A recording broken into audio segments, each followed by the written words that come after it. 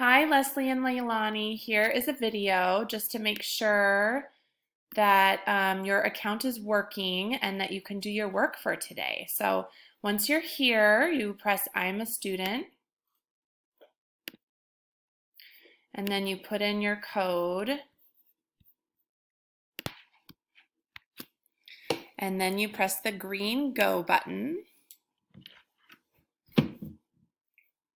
So once you're here, this is the activity for today, and here's the choice board for today. Here's our schedule. Let's see, if you go in through the schedule, you could press on the seesaw activity.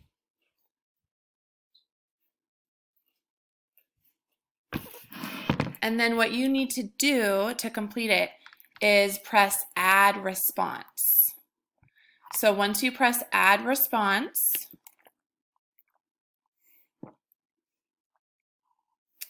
then you can do all of the things by clicking on the slides, and then down here, let me move my screen a little bit.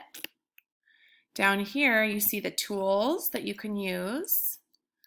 And when you're all done with all the slides, then you press the green check mark. So I hope that helps, and if it doesn't, you can email me back or call me and we'll figure it out. Okay, bye.